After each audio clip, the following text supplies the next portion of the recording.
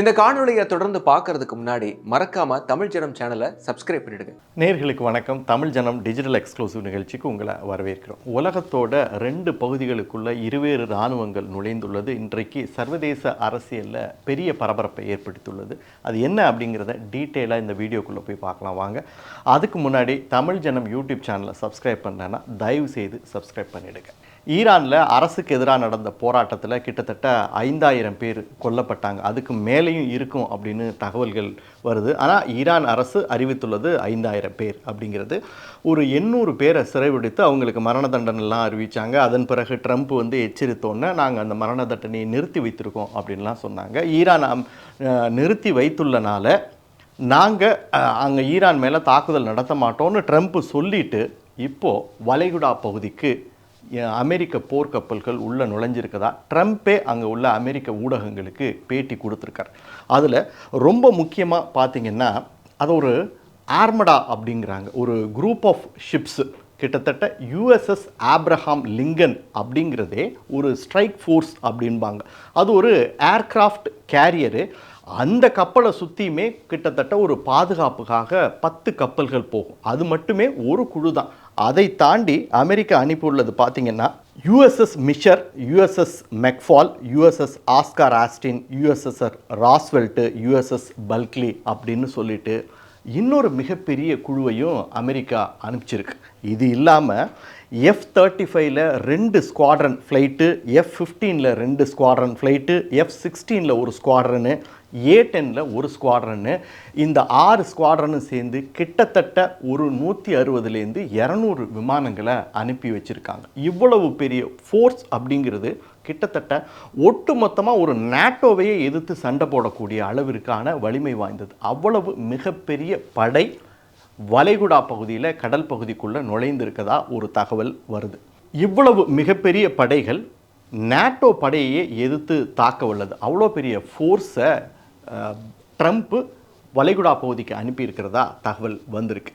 இதுக்கு ஈரானுடைய ரிப்ளை என்னவா இருக்குது அப்படின்னா, இந்த தடவை எங்களுடைய ரிப்ளை ரொம்ப ஸ்ட்ராங்காக இருக்கும். அமெரிக்கா ஒரு லிமிட்டட் வாராக இருந்தாலும் சரி, ஒரு அன்லிமிட்டட் வாராக இருந்தாலும் சரி, ஒரு கைனட்டிக் அட்டாக்காக இருந்தாலும் சரி, ஒரு ஃபுல் ஃப்ளெஜ்டு வாராக இருந்தாலும் சரி, எப்படி தாக்கினாலும் அதை எதிர்கொள்கிறதுக்கு நாங்கள் முழு வீச்சில் தயாராக இருக்கோம் அப்படிங்கிற மாதிரி தான் ஈரானுடைய ரிப்ளையாக இருக்குது. அது மட்டும் இல்லை, இன்னும் சில தகவல்கள்லாம் என்ன கிடைக்குது அப்படின்னா, சைனாவிலிருந்து ஈரானுக்கு ஆயுத உதவி கப்பல் மூலமாக வர தொடங்கிவிட்டது அப்படின்னு. அதில் என்னென்னலாம் கொடுத்துருக்காங்க அப்படிங்கிறது தெளிவாக வரல. ஆனால் சில அன்னோன் வெப்பன்ஸை சைனா ஈரானுக்கு வழங்கியிருக்கிறதாகவும் அதனுடைய தாக்குதல் நிச்சயமாக அமெரிக்காவுக்கு ஒரு பெரிய சர்ப்ரைசிங் அட்டாக்காக இருக்கும் அப்படிங்கிற விஷயத்தை ஈரானில் இருக்கக்கூடிய சில இராணுவ அதிகாரிகள் அங்கே இருக்கக்கூடிய ஊடகங்களுக்கு பகிர்றாங்க. அப்போது இது ஒரு மிகப்பெரிய அளவிலான வாராக வெடிக்க போகுது. அதற்கான எல்லா வாய்ப்புகளும் இருக்குது. ஆனால் என்ன அப்படிங்கிறத நாம் முன்னரே கணிக்க முடியாது. ஏன்னா ட்ரம்ப் என்ன செய்ய போகிறார் அப்படிங்கிறத அவர் கூட வேலை பார்க்குற அலுவலர்களோ அதிகாரிகளோ தலைவர்களோ கூட இதை கணிக்க முடியல. அப்போ நாளைக்கே கூட திடீர்னு அவர் வாபஸ் வாங்கிடலாம். இல்லை அப்படின்னா எந்த நேரத்தில் வேணாலும் ஈரான் மேலே ஒரு தாக்குதலை நடத்துவதற்கான உத்தரவை அவர் இடலாம் அப்படின்னு சொல்லப்படுகிறது. இது ஒரு புறம் இருக்க, இன்னொரு புறம் கிரீன்லாந்தில் நேட்டோ படைகள் தரங்கியிருக்காங்க. இது ஒரு சின்ன படை தான். கிட்டத்தட்ட ஒரு 30 வீரர்களை கொண்ட ஒரு படை தான் அங்கே இறங்கியிருக்கு. ஆனால் நீங்கள் பார்த்தீங்கன்னா நேட்டோவில் இருக்கக்கூடிய ஃப்ரான்ஸு, கனடா, நெதர்லாண்டு இப்படின்னு, யூகே இப்படின்னு அமெரிக்காவுக்கு ஆலையாக இருக்கக்கூடிய நாடுகளுடைய படைகள் எல்லாம் இப்போ அங்கே போய் நிற்கிருக்கு. நேட்டோவுடைய வரலாற்றிலேயே அமெரிக்காவுக்கு எதிராக இப்படி ஒரு ஸ்டாண்ட் ஆஃபில் ஒரு ஃபோர்ஸை கொண்டு போய் இறக்கி இருக்கிறது இதுதான் முதல் முறை அப்படின்னு சொல்கிறாங்க. இது சண்டையாக வெடிக்குமா? அப்படி சண்டை வந்ததுன்னா அங்கே இருக்கக்கூடிய பலம் வாய்ந்த அமெரிக்க படைகளை நேட்டோ படைகளால் எதிர்த்து நிற்க முடியுமா அப்படின்லாம் தெரியல. ஆனால் இது ஒரு டோக்கன் ஆஃப் கெஸ்டர். அதாவது உனக்கு எதிராக நாங்கள் கொண்டு போய் எங்களுடைய படைகளை நிறுத்துவோம்.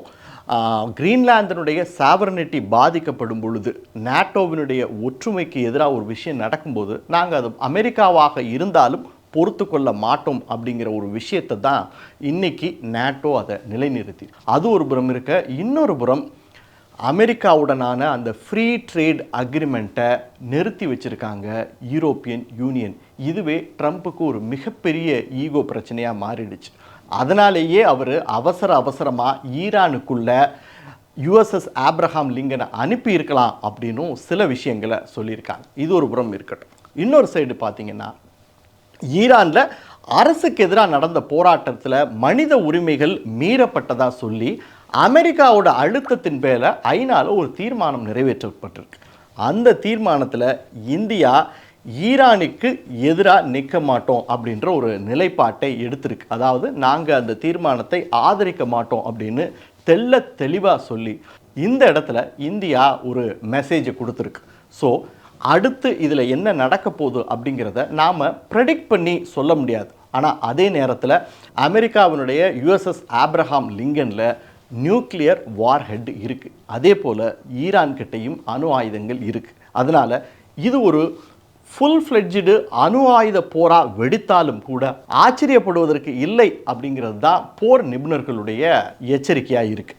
ஒருவேளை இந்த போர் வெடிச்சுது அப்படின்னா அமெரிக்க படைகளுக்கு எதிராக ஈரான் எத்தனை நாள் தாக்கு பிடிக்கும் அப்படிங்கிறது இன்னொரு மிகப்பெரிய கேள்வியாக இருக்குது. சமீபத்தில் இஸ்ரேலிய தாக்குதலின் போது ஈரான் வைத்திருக்கக்கூடிய மிகப்பெரிய ஆயுத கிடங்குகள்லாம் தாக்கி அளிக்கப்பட்டது. ஈரானுடைய வான் பாதுகாப்பு அமைப்பை பெனிட்ரேட் பண்ணி இஸ்ரேல் ரொம்ப நல்லா தாக்குதல் நடத்தினாங்க. அதனால் அமெரிக்காவுக்கு எதிராக எந்த அளவிற்கு தாக்கு பிடிப்பாங்க அப்படின்னு சொல்லும் பொழுது நிச்சயமாக ஈரான் கிட்ட இருக்கக்கூடிய ஷார்ட் டர்ம் பேலிஸ்டிக் மிசைலான ஃபத்தா அது வளைகுடா பகுதியில் நிற்கக்கூடிய அமெரிக்க போர் கப்பல்களை நிச்சயமாக திறம்பட தாக்கக்கூடிய வல்லமை படைத்தது. அதனால் சடால்னு ஒரு முடிவை ட்ரம்ப் எடுத்துட மாட்டார், அவர் நிச்சயமாக யோசிப்பார் அப்படிங்கிறதும் இன்னொரு சார்பு தரப்பு கருத்தாக இருக்குது. ஸோ இப்படியான ஒரு சூழ்நிலையில் என்ன நடக்க போகுது அப்படிங்கிறத நாம் பொறுத்திருந்து தான் பார்க்கணும். மேலும் இது போன்ற பல்வேறு சுவாரஸ்யமான தகவல்களை தெரிஞ்சுக்கிறதுக்கும் தமிழ் ஜனம் சேனலை மறக்காம சப்ஸ்கிரைப் பண்ணிக்கோங்க. இந்த பண்டிகை நாட்களை முன்னிட்டு வில்லா மனைகளை முன்பதிவு செய்து ஸ்டாம்ப் டியூட்டியில் 50% வரை தள்ளுபடி பெறுங்கள். Premium villa plots across Tamil Nadu from 4.5 lakhs to 3 crores. Wonderyard G Square. For details call 8939750009.